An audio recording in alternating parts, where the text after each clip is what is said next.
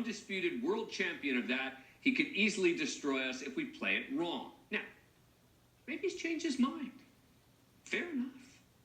Then he should just acknowledge that. Acknowledge the text. Say something like, you know what? I thought Donald Trump was awful. He was horrible. I was wrong. Okay. And sure, it would have looked a little transparent, but at least it would have shown that he recognized the absurd hypocrisy of what he did. He's allowed to change his mind. But instead, he just pretends the text and those sentiments don't exist. And it's possible many in his audience don't know those texts exist because Fox News has hardly reported on the Dominion case.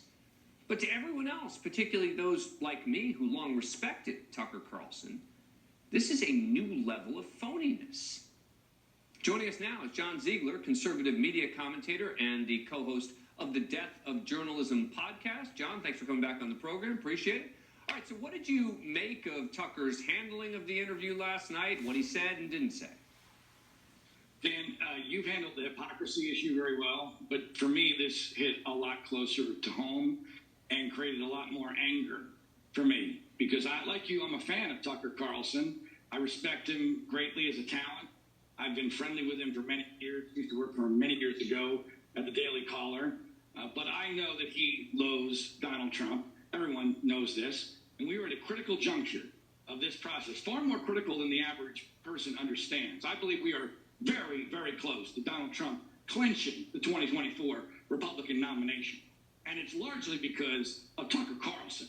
Tucker Carlson has reshaped the narrative on the right on January 6th. He shaped the narrative of the Manhattan DA's indictment, which I disagree with, and I think you have problems with as well. But he has shaped it in a way that makes it effectively a test for Republicans to nominate Trump to make sure that the left can't do this again, which is absolutely asinine. And then last night's interview was, for me, the final straw. So I texted Tucker Carlson.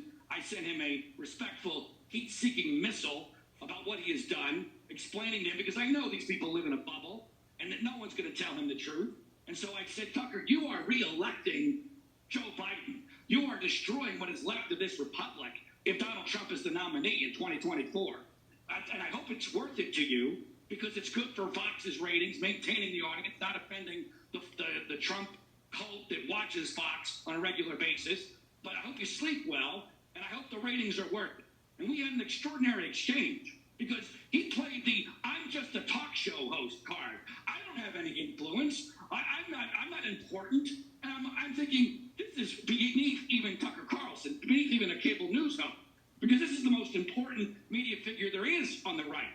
And he has set up Donald Trump to be the nominee in 2024. We are dangerously close to that happening for a lot of reasons other than just Tucker Carlson.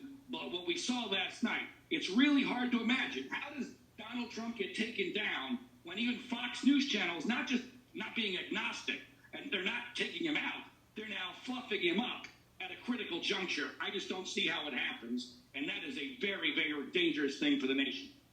I want to play some sound. This is Tucker back in 2003, and it seems very relevant today. He's talking about Bill O'Reilly. Let's listen. Bill O'Reilly's really talented, but I think there's kind of a deep phoniness at the center of his shtick. And again, as I said, the shtick is sort of built on this perception that he is the character he plays. He is every man, this kind of, he's not right-wing, he's a populist. This kind of Irish Catholic populist fighting for you against the powers that be. And that's great as a shtick, but I'm just saying the moment that it's revealed not to be true, it's over. The moment he gets caught, slapping a flight attendant on the Concorde for not bringing his champagne fast enough, or barking at, one of his subordinates to take the, brown M&Ms out of my bowl and get me a bottle of Evian, or something like that. The second that makes page 6, it's over, right? Because the whole thing is predicated on the fact that he is who he says he is. And just nobody is that person, especially not someone who makes $1 million, or many millions a year. Tucker's just so good. I listen to that and I think, gosh, he's good. And yet now he's become that guy. He's doing the shtick. And not only that, Dan, but I think he's so terrified of the Dominion lawsuit revelations that he's overcompensating. He's effectively virtue signaling to the Trump audience to make sure that if they have heard about this statement in the Dominion lawsuit, that he has either changed his mind, as you implied, for no apparent reason, or that he's willing to do penance for his sins. And that's really what's happening here. what we're seeing is that Tucker Carlson is going way overboard now in order to make up for the revelations in the Dominion lawsuit in a way that has devastating impacts to the process of the 2024 campaign and potentially to the nation moving forward. Well, and you mentioned overcompensating. Let me play this, a little bit more sound. This is Tucker talking at a recent forum. And remember, think about what we just said. He said in private about Donald Trump, about how much he hated him. This is at a forum in 2022. I actually love Donald Trump as a guy. And I know Trump. I've known Trump for 20 years because I work in the media, and I just have always gotten along with him. And I think he's one of the funniest people I've ever talked to in my life. I think he's got this unbelievable life force to him. This is the overcompensation tour, John? I think that's part of it. But I also think, Dan, that, and I think you'll understand this because you know people in the media even better than I do, but when you become that big and that powerful and make that much money and you're that famous and people are kissing your ass all over the place, it is really tough to give that up. And to threaten that by potentially pissing off the Trump cult is a very dangerous situation. No one ever wants to give that up once they've attained it. And it doesn't matter that the country will be harmed by this. That's the part that really bugs me. What about the damn country here? Okay, maybe you'll lose 20, 30% of your audience. You're not going to starve. We're in a serious time here. This is a very serious issue. And if Donald Trump, regardless of your political beliefs, if Donald Trump is the nominee in 2024 for the Republican Party, the outcome is not going to be good, regardless of what you believe politically. No matter who wins, there's no good scenario there. And so that's why I was so irate and why I took an unprecedented step for me to send Tucker that kind of a text.